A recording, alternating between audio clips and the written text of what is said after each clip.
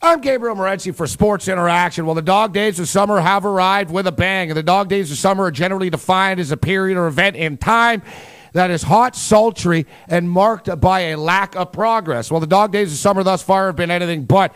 And to sports bettors, the dog days of summer mean cashing a ticket with the Toronto Argonauts on the money line as 6-point home underdogs.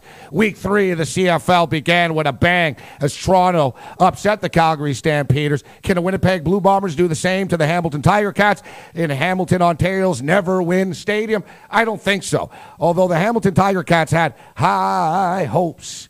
We got high hopes. I couldn't resist, people. I just couldn't resist. The Hamilton Tiger Cats had high hopes coming into this year. They find themselves with an 0-2 record. I think they get it done, but the spread is climbing and it's a little high. I think I'll look at a little parlay action and mix a Hamilton money line play with the overs. I think there's going to be some points scored in Ivor Wynne Stadium on Friday night. I also think there's going to be some points scored in Empire Stadium on Friday night, as well as the Montreal Alouettes roll into Empire to take on the BC Lions. The BC Lions have all kinds of problems on all kinds of lines.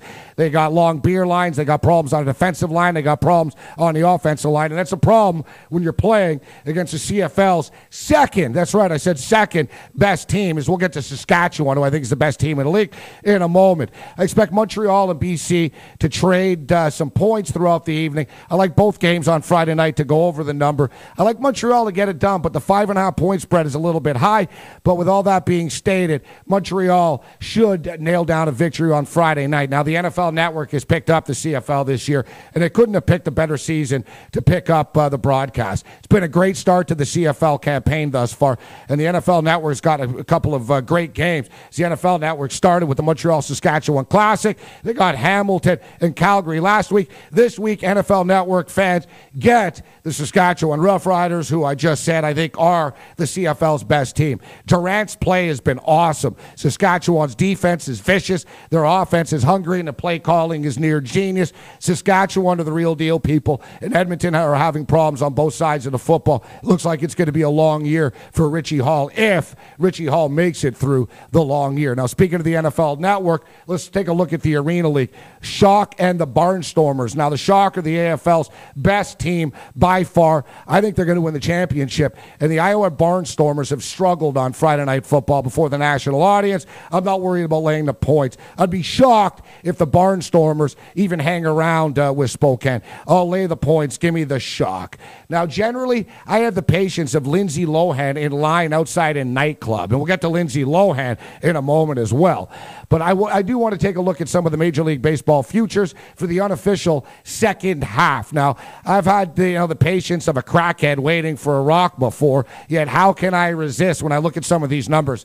The Philadelphia Phillies in the plus 400 range right now. No, not to win the National League, just to win the National League East. Yeah, the Atlanta Braves are playing good baseball. Yeah, the Atlanta Braves just picked up Alex Gonzalez, but is that going to put them over the top? The Philadelphia Phillies have underachieved thus far this year, and they will eventually get Chase Utley back. I think there's great value with the Philadelphia Phillies if you take a look at the Major League Baseball future page. Speaking of great value, I do think the Texas Rangers are for real, and it was a great pickup picking up Cliff Lee. Not only did the Texas Rangers get stronger, but they stopped the New York Yankees from stockpiling even more ammunition. And may George Steinbrenner rest in peace. There'll only be one boss, and you too, Bob Shepard, greatest announcer ever, but that's another story. Now, you take a look at the Texas Rangers, and they've only made it to the postseason 3 times in their franchise history. It's not as if though they're a lock not to crumble down the stretch, even with Cliff Lee in the rotation.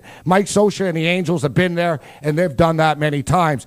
Give me the Angels in the plus 400 range to win the American League West as well. Now, speaking of the boss, now George Steinbrenner, is it any fitting that more fitting that the Tampa Bay Rays and New York Yankees will play? Bob Shepard and George Steinbrenner will be honored at Yankee Stadium. And, of course, George Steinbrenner lived in Tampa Bay, Florida. Now, the Tampa Bay Rays started off this season a torrid pace.